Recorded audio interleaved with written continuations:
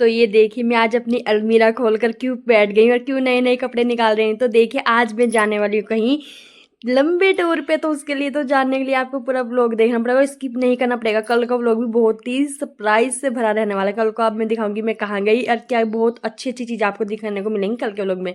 तो hello guys, मिलते हैं आज के व्लॉग में। आज के व्लॉग में आप सभी का बहुत बहुत स्वागत है।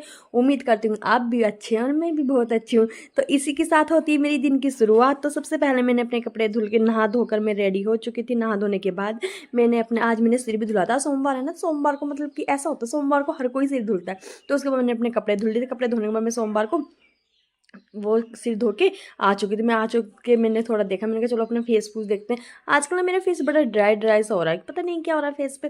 चलो क्या ही कर सकते हैं, आजकल मौसम चेंज हो रहा है इसलिए कुछ नहीं हो सकता। तो इसलिए मैंने पहले झाड़ू तो मैंने लगा दिया था नहाने से पहले ही। फिर मैंने सोचा पोछा नहाने के बाद ला के लगा दूँगी, क्योंकि फिर नहाने के लिए मुझको लेट हो जाता।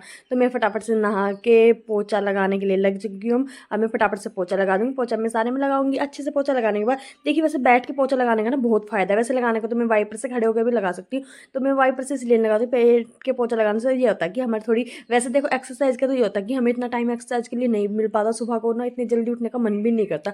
तो फिर इससे अच्छा थोड़ी एक्सरसाइज हमारी पोछा लगाने के कारण ही हो जाती है। क्योंकि वैसे नहीं कर सकते, ऐसे ही कर लेंगे तो भाई बैठ के पोछा लगाना ना वैसे बहुत फायदेमंद है। क्योंकि जो एक्सरसाइज हम डेली वेज करते हैं ना उतनी एक्सरसाइज हम पोछे के कारण भी कर सकते हैं। इससे ना क्या होता है आपका मतलब कि जो पैरों में होते हैं ना, तो पैरों में जो खिंचाव होता है वो भी कम होता है। तो उसी के साथ साथ मेरा खाना भी रेडी हो चुका। तो मैंने बनाया था दाल चावल, मसूरी की दाल चावल, और इसके साथ आम का अचार बहुत टेस्टी लगता है। तो प्लीज़ आप सब भी खाना खा लीजिए। तो देखिए मैं खाना खाने के लिए बैठ चुकी हूँ। खाना खाने के लिए मैं बैठ चुकी हूँ। तो देखिए सबसे बड़ी बात है हाथ से, मुझे हाथ से खाना खाना इतना अच्छा लगता है ना। तो मेरा बस चले ना मैं शादी में भी हाथ से ही खाना खा लूँ। चम्मच से ना ऐसा लगता है जैसे पेट ही नहीं भरा होगा। मुझे तो चम्मच से खाना खाना बिल्कुल पसंद नहीं, लेकिन क्या करें शादी में तो मजबूरी है। अगर नहीं हाथ से खाने को कहेंगे लोग गंवार लग रही है, लोगों को कुछ बोल भी नहीं सकते, ऐसे ही है आजकल का। तो उसी के साथ साथ मैंने अपना खाना खाने के साथ इस दाल के साथ में वैसे आम का अचार बहुत टेस्टी लगता है। आम वैसे मुझे इसके साथ में दही भी अच्छी लगती है, लेकिन मेरी थोड़ी तबीयत ठीक नहीं थी ना, 2 दिन से बुखार था, तो इस वजह से मैंने दही नहीं ली। क्योंकि दही खाने की वजह से, खट्टा खाने की वजह से दही से ज़्यादा होता है। वैसे तो आम का अचार भी खट्टा होता है, लेकिन हमारे आम का अचार खट्टा नहीं है, क्योंकि हमारे आम के अचार में शक्कर वाला बनाते हैं, शक्कर वाला आम का अचार। और दूसरी बात, खाना खाने का मजा तब है जब तक पूरी उंगली एक एक उंगली चाट कर नहीं खाई जाए, तो खाने का स्वाद ही नहीं आता। तो क्या ही खाना खाया जो उंगली चाट चाट के नहीं खाया। तो ये देखिए अगर किसी को कुछ भी लगे जो खुद को अच्छा लगता है वो करना चाहिए इंसान का। दूसरे से दूसरे तो बोलते ही हैं, दूसरों का काम होता है बोलने का, लेकिन इंसान को सिर्फ वही करना चाहिए जो उसको अच्छा लगे। क्योंकि देखिए 4 दिन की ज़िंदगी है, टाइम का कुछ पता नहीं चलता। अगर हम ये सोचेंगे कि लोग क्या कहेंगे, लोग क्या करेंगे, तो देखिए लोग हमें पूछकर कुछ नहीं करते हैं। लोग अपना काम करते हैं, अपना आप करते हैं। तो वही सेम बात है, जो हमें खुद को अच्छा लगे वो करना चाहिए। ये नहीं 4 लोग क्या बोलते हैं, 4 लोगों का काम ही होता है बोलने का। तो इसी के साथ साथ फिर मैं अपने बर्तन साफ़ करने के लिए लग चुकी थी। मेरे बर्तन फिर मैंने खाना खुना खाने के बाद बर्तन साफ़ करूँगी। बर्तन साफ़ करने के बाद, क्योंकि देखिए आज हमारे खेत में तैयार हो रहा है, वैसे हमारे खेत में आज गन्ने लगेंगे, तो इसलिए हमारे खेत में वो तैयारी चल रही है खेत तैयार करने की। तो इसी के कारण मैंने खाना लेट हुआ था थोड़ा, तो बर्तन वर्तन साफ कर दिए। फिर साथ के साथ में इसकी चाय भी बनाऊंगी, क्योंकि चाय बनाऊंगी क्योंकि खेत में सब चले जाएंगे, तो इसलिए चाय जल्दी बना दूंगी।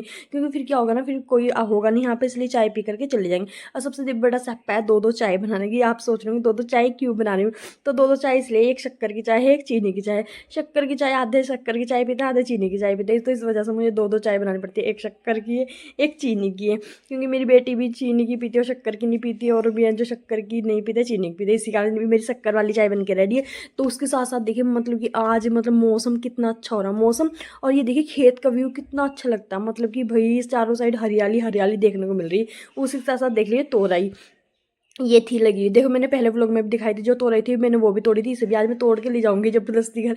पता क्या है ना, पैर साफ करने के लिए सच में इससे पैर इतने अच्छे साफ होते हैं तो आप पूछिए मत। और इसे ना आप ना बर्तन साफ करने के लिए यू भी यूज कर सकते हैं, बर्तन भी बहुत अच्छे से साफ होता है इससे।